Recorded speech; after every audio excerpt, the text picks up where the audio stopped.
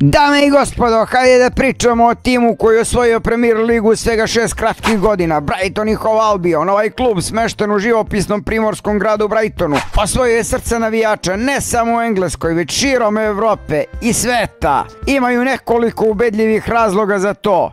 Era Grahama Pottera bila je fantastična, nema sumnje, ali sada je pod upravom briljantnog Roberta De Zerbija priča o Brightonu postala još zanimljivija. Imaju neobjašnjivu sposobnost da otkriju skrivene dragulje iz svetskog fudbalskog blaga, samo da bi ih zatim prodali za astronomske sume. To je prava poslovna magija. Ali držite se za stolicu, ljudi, to nije sve. Brighton je postao Picasso očekivanih golova. XG, ljubitelji fantasy fudbala ne mogu se zastititi njihovih predstava. Ovi momci su kao šefovi kuhinje sa Michelinovim zvezdicama u fudbalskom svetu, pažljivo praveći svaku utakmicu sa precižnošću. Sada da ne zaboravimo njihove vlasnike, jedan od njih je profesionalni igrač pokera, a drugi je legendarni DJ Fatboy Slim. Razgovaramo o jedinstvenoj kombinaciji talenta. Nije čudo što postoji toliko šarma i privlačnosti oko Brightona. Ali evo šta je ključno. Brighton nije dostigao ovaj nivo uspeha tako što je rasipao novac. Ne, gospodo, to je bilo pomno planiranje i naporni rad na svemu tome. Svaki peni je strategijski uložen sa jasnim ciljem. Izgradili su svoje carstvo od nule, što je dokaz njihove odlučnosti. Međutim, nije uvek bilo sunca i duge duž obale juga Engleske. Priča o Brightonu je turbulentna, puna uspona i padova. Bili su jednom na ivici ispadanja u 5. ligu i nestanka. Brighton sa svojom populacijom od malo manje od pola miliona nije samo fudbalska destinacija, to je živopisno turističko odredište sa bogatom muzičkom i umetničkom scenom. Također, često se smatra nezavisnom predstavnicom LGBT zajednice u Velikoj Britaniji, budući da se više od 10% njihove populacije ponosi time što je deo te zajednice. Dragi moji monstrumi, pre nego što zakoračimo u svet avanture u ovom videu, imam jednu važnu molbu za vas. Pretplatite se, bacite like i ostavite svoj kreativni komentar ispod kanala. Zajedno smo jači i vaša podrška mi daje energiju da stvaramo još više sadržaja koji će vas nasmejati, inspirisati. Hvala vam unapred, vi ste pravi MVP-evi. A sad idemo dalje. Dakle, tu ga imate, moji monstrumi. Neverovatno putovanje Brighton i Hove Albiona, to je priča o otpornosti, o pomnom planiranju i neobuzdanom uspehu. Ali dok nastavljaju da prave talase u Premier ligi i služe kao inspiracije za klubove širom sveta, držite oko na Brightonu. Ljudi, tu su da ostanu. Zaboravimo na dosadne delove o istoriji i bacimo se direktno na ono što svi želimo čujemo. Tony Bloom, predsjednik kluba, zaslužuje posebno mjesto i priznanje za ovaj savremen pristup vođenju kluba. Ovo nije klub koji rasipa novac, već strategijski planira svaki korak i to se isplatilo.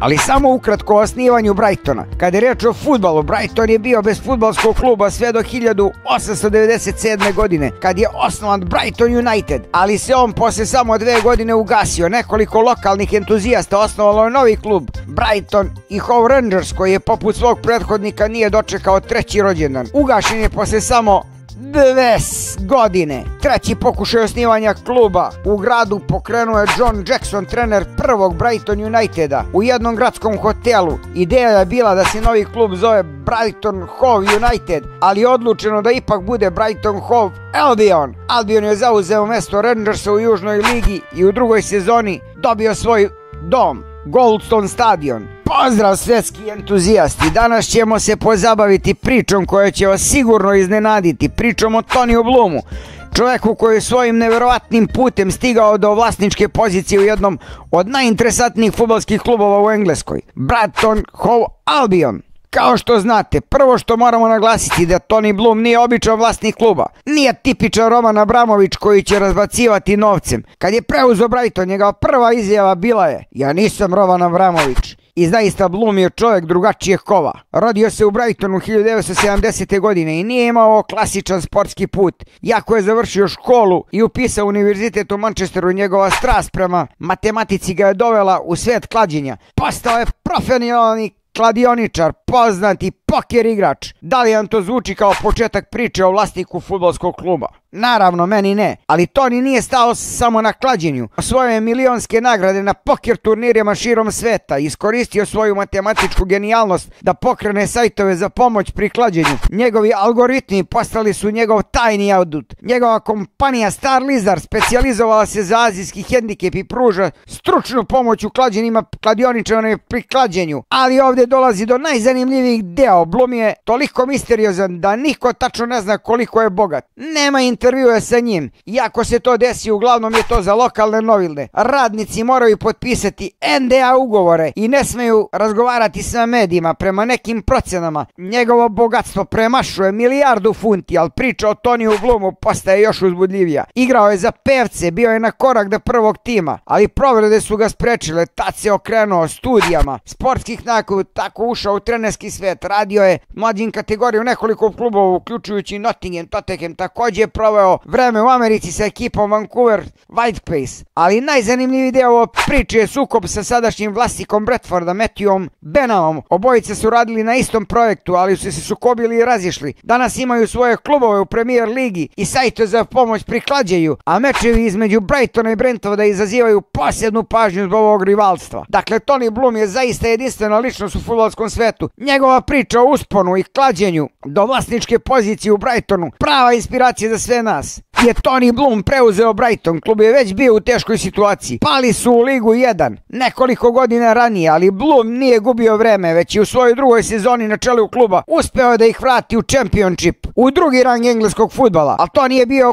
kraj. Flamer stadion, njihova fudbalska kuća je izgrađen, a Brighton je polako gradio tim sposoban za izazove u Premier ligi. Trebalo im je 6 punih godina da savladaju izazov Championshipa i kroče u najviši rang engleskog fudbala. A onda je došla sezona 2016-2017 i Brightonova epohalna promocija u Premier ligu. Bila je to prva takva promocija u njihovoj istoriji. 20 godina nakon što su se suočili sa gašenjem kluba i 34 godine nakon posljednjeg igranja u najjačem rangu. Prvi protivnik u istorijskom meču Premier ligi bio je Manchester City, koji je pobedio sa 0-2 na Flamer stadionu. Ali ono što je posebno inspirativno kod Brightona nije samo njihova igra na terenu, već i način poslovanja. U Premier ligi se obično troši mnogo novca, ali ne i za Brightona. Toni Blum je postao majstor u pronalaženju talentovanih igrača za male pare, a potom ih prodavao za ogromne svote novca. Njegova sposobnost da uspešno vodi fudbalski klub postaje uzor mnogima i prosto je fascinantna. Da stvar bude još bolja, zamena za ključne igrače koji čekaju svoj trenutak. Igrači poput Ivana Fergusona, Julija Ensika, Karou Mitome i Previsa Estupijana su budući nosioci tima, čime prodaje će doneti značajne prihode. Kada je Graham Potter otišao, mnogi su sumnjali u budućnost kluba, ali dolazak Roberta De Zerbija pokazao se kao potpun pogodak. Brighton je postao još jači i bolji, a vrhunac Brightonove ere dogodio se prošle sezone kad je klub završio na istorijskom 6. mestu, što im je donelo plasman u Ligu Evrope po prvi put u istoriji. Brighton je daleko od tipičnog premier ligaškog kluba, imaju plan, strpljenje, plažljivo raspoređuju novac i pronalaze dragulje među fudbalskim talentima. Zbog toga su omiljeni tim mnogih zaljubljenika u fudbal, jer pokazuju da sa manjim resursima mogu postići velike stvari. Hvala vam što ste zajedno sa mnom proveli ovih nekoliko minuta uzbudljive avanture. Ovaj video tu da vas informiše i inspiriše, ali zato je potrebno vaše mišljenje, dakle ostavite komentar pod obavezno. Deljenje je također važno, jer zajedno širimo ovu priču i inspirišemo još ljudi. Ako niste već pridružite se porodici ovog kanala tako što ćete kliknuti na dugme za pretplatu. Imamo mnogo pregleda, ali nam fali taj tvoj dragocjeni subscriber. Hvala vam što ste fantastični. Pozdrav!